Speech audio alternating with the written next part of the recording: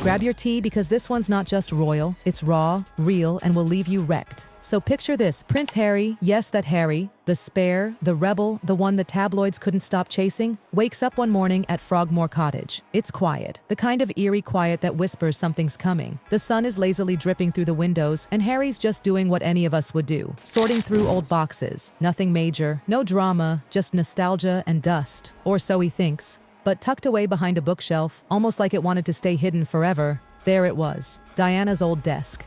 Yes, Princess Diana's actual writing desk, the one that had quietly followed Harry to Frogmore but he had never properly opened. And that day, for some reason he felt pulled to it. He opens it, nothing wild at first. Old paper, a few pens, a paperweight, until, there it is, a velvet-lined drawer. And beneath it, a hidden compartment.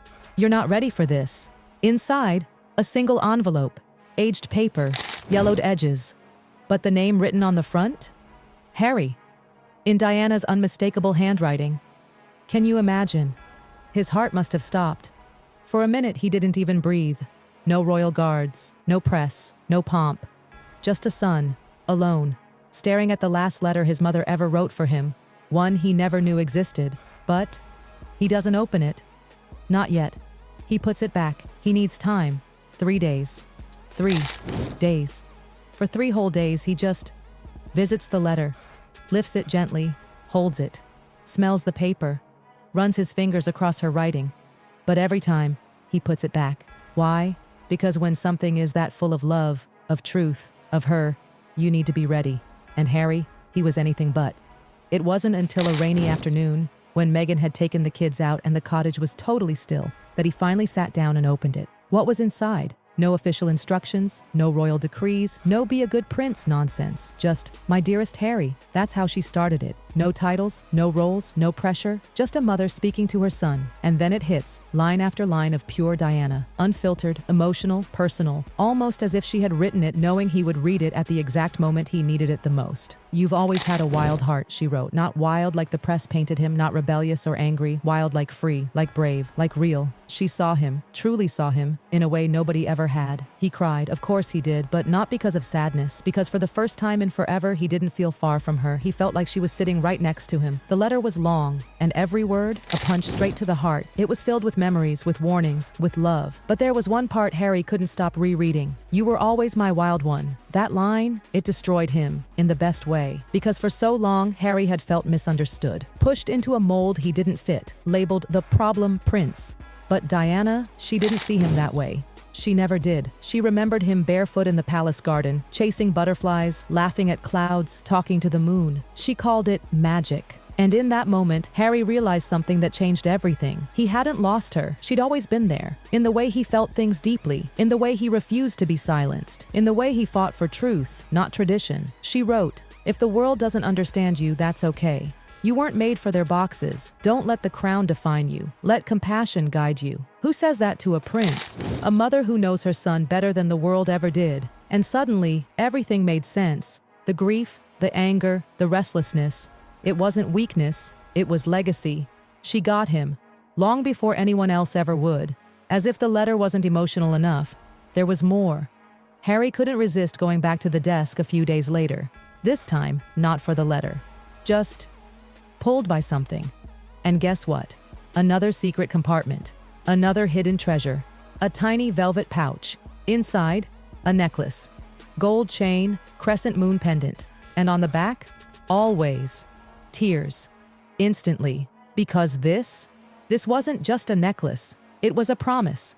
Suddenly, he remembers a stormy night when he was just a kid, thunder rattling the palace. He ran to Diana's bed, she held him close and whispered, "If I'm ever not here, look at the moon. I'll be watching you, always." Let that sink in. He hadn't thought about that moment in decades, but holding that necklace, it all came rushing back. That's not just jewelry, that's a mother's love frozen in gold. He slipped it around his neck, tucked it under his shirt and didn't take it off. Not for show, not for the public, just for him. A secret only he and his mom would ever truly understand. So Meagan found him later that day. He wasn't talking.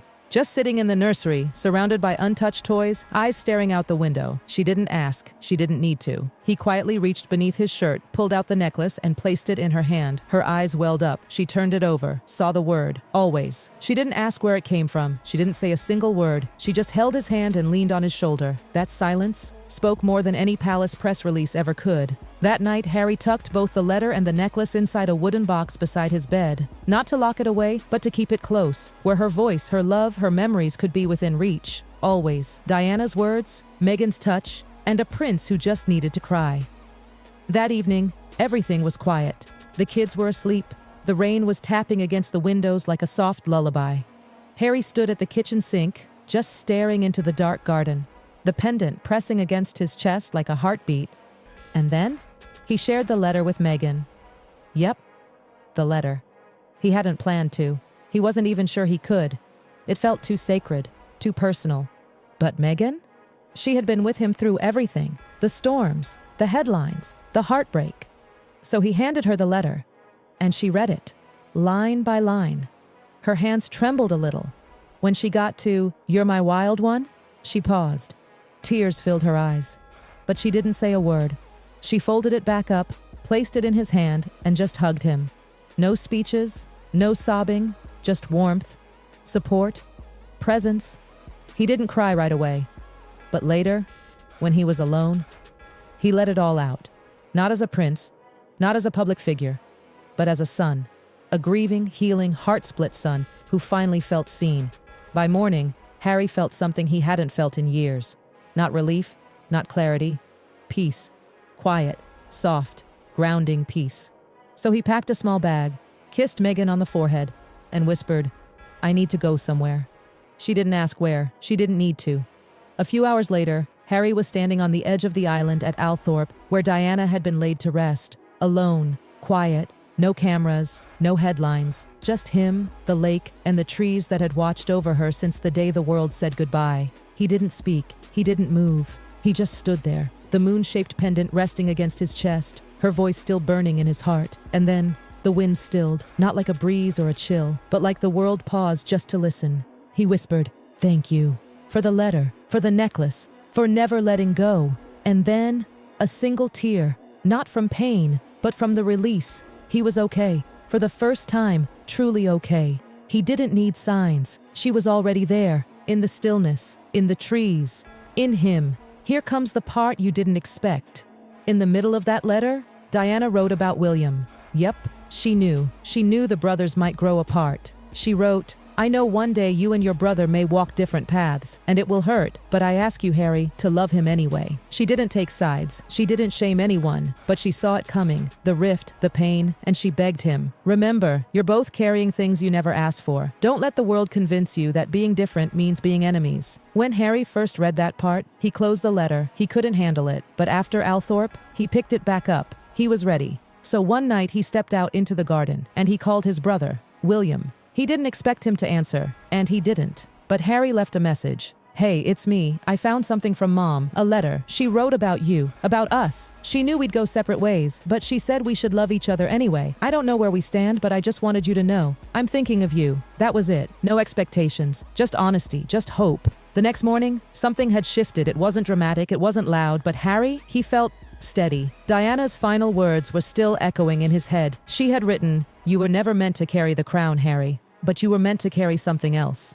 The heart, the truth, the people. That's the gift I see in you. Carry it well, carry it boldly, and never forget, you don't need a throne to change the world." And suddenly, everything made sense. The rebellion, the restlessness, the raw emotion. It wasn't Harry fighting against the system. It was Harry living the truth his mother saw in him. So he stepped outside, the pendant resting against his chest, the morning quiet, birds singing, dew on the grass. And he whispered something, not to the wind, not to the palace, not to the press, but to her. Carry the heart, not the throne. So there he was, standing in the morning stillness of Windsor, feeling something he hadn't felt since he was a child. Not duty, not weight, but purpose. No more headlines, just healing. And look, let's be honest, this wasn't the moment the world saw. There were no flashing cameras, no headlines, no exclusive royal insider reveals Harry's emotional trip to Althorpe. Nope. This was real life, messy, quiet, sacred. Harry didn't suddenly become a different man. He didn't forget the pain or patch things up with William overnight. But for the first time in years, the ache he carried didn't feel like a weight. It felt like a wound that was finally healing. And why? Because Diana gave him something the world never could. Permission. Permission to be who he is. Permission to feel it all. Permission to love deeply and loudly and without apology. And most of all, permission to stop chasing the crown and start living the truth. The final echo. Diana walks with him now. Let's be honest. This isn't just about a letter or a necklace or a moment in Frogmore. This was about a son rediscovering the only voice that ever truly saw him. And now, Diana walks again. Not in shadow, not in silence, but in him. In his words. In his children. In his defiance. In his softness. In the way he holds Megan's hand just a little tighter now. In the way he watches the moon through the window at night. Fingers brushing the pendant beneath his shirt. She's there. Not in memory, not in mourning. In motion. Her legacy was never meant to be frozen in marble or wrapped in titles. It was meant to live, to breathe, to grow. And Harry, he's finally ready to carry it. Not as a symbol, not as a scandal, but as her wild one. One final whisper. That night the house was quiet again. Just the soft sounds of family. Harry lay in bed, Megan beside him, the letter still in its wooden box just inches away, and before he closed his eyes, before the world slipped away into sleep, he whispered something again, not to the ceiling, not to God, not to the headlines, but to her. Thank you. Because in the end, Diana didn't leave him with instructions for a prince. She left him with freedom for a son. And that changed everything.